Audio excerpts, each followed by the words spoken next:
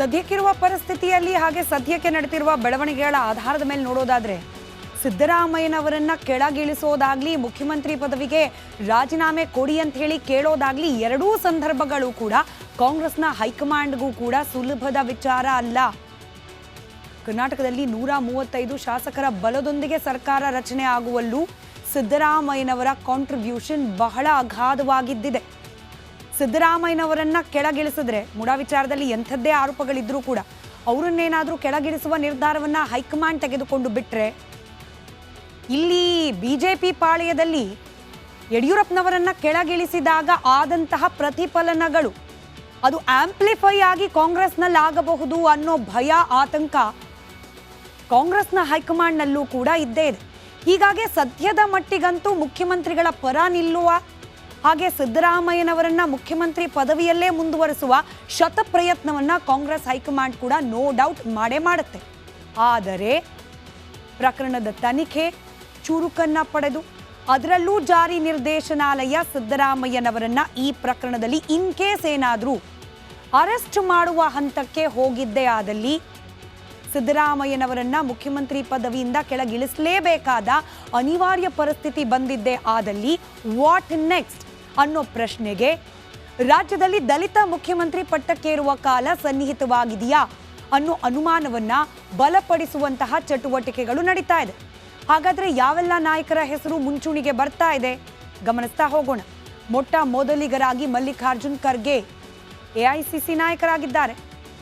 ಕಾಂಗ್ರೆಸ್ನಲ್ಲಿ ಹಿರಿಯರು ಅನುಭವಸ್ಥರು. ಖರ್ಗೆ ಅವರನ್ನು ಇನ್ ಕೇಸ್ ಏನಾದರೂ ಮುಖ್ಯಮಂತ್ರಿಗಳನ್ನಾಗಿ ಮಾಡಿದ್ರೆ ಕಾಂಟ್ರಾ ಇಂಡಿಕೇಶನ್ಸ್ ಹಾಗೆ ರಿಯಾಕ್ಷನ್ಗಳು ಕಡಿಮೆ ಆಗೋ ಸಾಧ್ಯತೆ, ಅಪಸ್ವರಗಳು ಕಡಿಮೆ ಆಗೋ ಸಾಧ್ಯತೆ.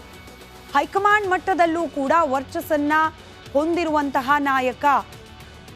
ಮೂಲ ವಲಸಿಗ ಅನ್ನೋ ಫೈಟ್ ಬರೋದಿಲ್ಲ, ಇವರು ಕಾಂಗ್ರೆಸ್ ಮನ್ನಲ್ಲ, ಎಲ್ಲಿಂದಲೋ ಬಂದು ಸೇರ್ಕೊಂಡವರು ಅನ್ನೋ ರೀತಿಯ ವಾದ ಬರೋದಿಲ್ಲ ಬಹುತೇಕರು. ಅನಿವಾರ್ಯ ಪರಿಸ್ಥಿತಿ ಬಂದಾಗ ಮಾತ್ರ ನಾವು ಹೇಳ್ತಾ ಇರೋದು. ಅಂದರೆ ಸಿದ್ದರಾಮಯ್ಯನವರನ್ನ ಇನ್ನು ಮುಂದುವರಿಸಲಿಕ್ಕೆ ಸಾಧ್ಯವೇ ಆಗೋದಿಲ್ಲ ಅನ್ನೋ ಪರಿಸ್ಥಿತಿಯಲ್ಲಿ ಮಲ್ಲಿಕಾರ್ಜುನ ಖರ್ಗೆ ಅವರನ್ನ ಸಿಎಂ ಮಾಡುವ ಚಿಂತನೆಯನ್ನ ಮಾಡಿದ್ರೆ ಮೂಲ ವಲಸಿಗ ಅನ್ನೋ ರೀತಿಯ ಅಪಸ್ವರಗಳು ಬರೋದಿಲ್ಲ.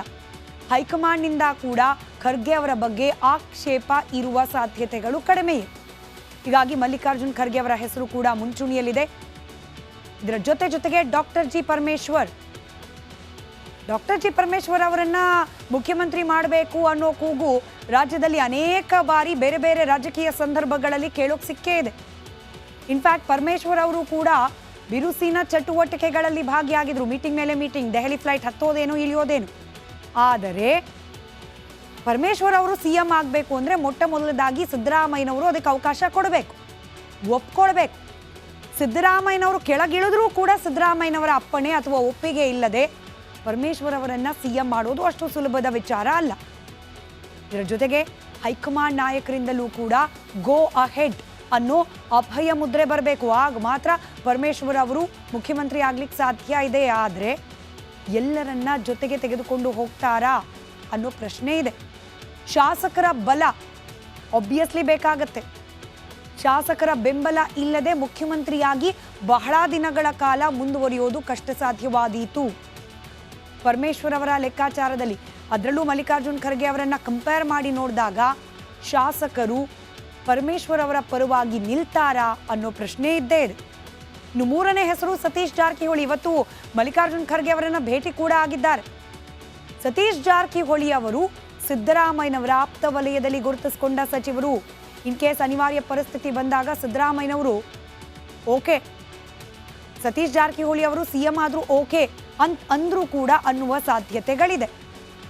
ಇನ್ನು ಸತೀಶ್ ಜಾರಕಿಹೊಳಿ ಅವರನ್ನ ಮುಖ್ಯಮಂತ್ರಿ ಅಂತ ಹೇಳಿ ಪರಿಗಣಿಸಿದ್ರೆ ಉತ್ತರ ಕರ್ನಾಟಕ ಭಾಗಕ್ಕೆ ನಾಯಕತ್ವದ ಮನ್ನಣೆಯನ್ನ ಕೊಟ್ಟ ಒಂದು ಕೀರ್ತಿ ಕೂಡ ಕಾಂಗ್ರೆಸ್ ಪಕ್ಷಕ್ಕೆ ಸಿಗತ್ತೆ.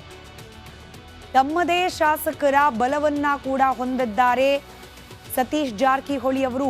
ಶಾಸಕರ ಬಲ ಬೆಂಬಲ ಈ ಲೆಕ್ಕಾಚಾರದಲ್ಲೂ ಕೂಡ ಅಪ್ಪರ್ ಹ್ಯಾಂಡ್ ಇದೆ ಸತೀಶ್ ಜಾರಕಿಹೊಳಿ ಅವರಿಗೆ. ಆದರೆ ಸತೀಶ್ ಜಾರಕಿಹೊಳಿ ಅವರನ್ನ ಸಿಎಂ ಮಾಡೋ ವಿಚಾರಕ್ಕೆ ಡಿ.ಕೆ. ಶಿವಕುಮಾರ್ ಅವರು ಒಪ್ತಾರಾ, ವಿರೋಧ ವ್ಯಕ್ತವಾಗದಲ್ಲೇ ಇರುತ್ತಾ, ಈ ಪ್ರಶ್ನೆ ಕೂಡ ಕಾಡ್ತಾ ಇದೆ. ಇದೆಲ್ಲವೂ ಕೂಡ ಸಿದ್ದರಾಮಯ್ಯನವರು ಕೆಳಗಿಳಿಯುವಂತಹ ಅನಿವಾರ್ಯ ಪರಿಸ್ಥಿತಿ ಬಂದಾಗಿನ ಲೆಕ್ಕಾಚಾರಗಳು. ಆದರೆ ರಾಜಕೀಯದಲ್ಲಿ ಹಾಗಾದಾಗ ನೋಡ್ಕೊಳ್ಳೋಣ ಅನ್ನೋ ರೀತಿಯ ಲೆಕ್ಕಾಚಾರ ಇರೋದಿಲ್ಲ. ಮುಂಚೂಣಿಯಾಗೇ ಮಾಡಿಕೊಳ್ಳುವ ಕೆಲವು ಪ್ರಿಪರೇಷನ್ಗಳಿರುತ್ತೆ. ಆ ಪ್ರಿಪರೇಷನ್ಗಳು ಕಾಂಗ್ರೆಸ್ ಪಾಳೆಯದ ಒಳಗೆ ನಡೀತಿದೆ ಅನ್ನೋದಕ್ಕೆ ಪೂರಕವಾದ ಬೆಳವಣಿಗೆಗಳು ಮೇಲ್ನೋಟಕ್ಕೇನೆ ಕಂಡು ಬರ್ತಾ ಇದೆ. ಕನ್ನಡ ವಿಚಾರಕ್ಕೆ ಸಂಬಂಧಪಟ್ಟಂತೆ ಕಾನೂನಾತ್ಮಕವಾಗಿ ಆಗ್ತಾ ಇರುವ ಬೆಳವಣಿಗೆಗಳ ಕಡೆ ಕೂಡ ಗಮನ ಕೊಟ್ಟು ಬಿಡೋಣ. ರಾಜಕೀಯ ಹೇಳಿಕೆ ಪ್ರತಿ ಹೇಳಿಕೆಗಳು ತನ್ನಪಾಡಿಗೆ ತಾನಿರಲಿ ಅಂತ ಹೇಳಿ ಇಡಿ ತನ್ನ ತನಿಖೆಯನ್ನ ಚುರುಕುಗೊಳಿಸ್ತಾ ಇದೆ. ಲೋಕಾಯುಕ್ತ ಅಧಿಕಾರಿಗಳು ಕೂಡ ಫೀಲ್ಡ್ಗಿಳಿದಿದ್ದಾರೆ. ದೂರುದಾರ ಸ್ನೇಹಮಯಿ ಕೃಷ್ಣ ಅವರ ಜೊತೆ ಸೇರಿ ಸ್ಥಳ ಮಹಜರನ್ನ ನಡೆಸಲಾಗಿದೆ.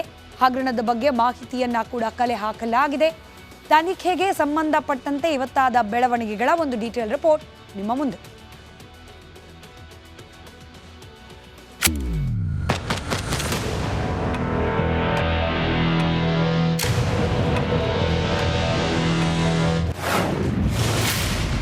ಸಿಎಂ ಸಿದ್ದರಾಮಯ್ಯಗೆ ಮೂಡಾ ಸೈಟ್ ಸಂಕಷ್ಟ.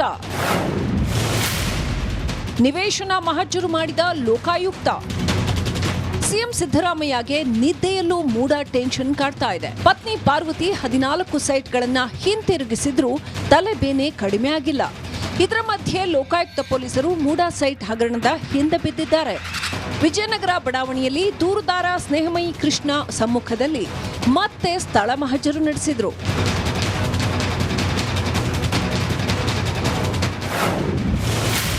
ರಾಜೀನಾಮೆ ಕೇಳುವವರು ಢೋಂಗಿತನ ಬಿಡಲಿ. 5 ವರ್ಷ ಕಾಲ ಸಿದ್ದರಾಮಯ್ಯ ಮುಖ್ಯಮಂತ್ರಿ.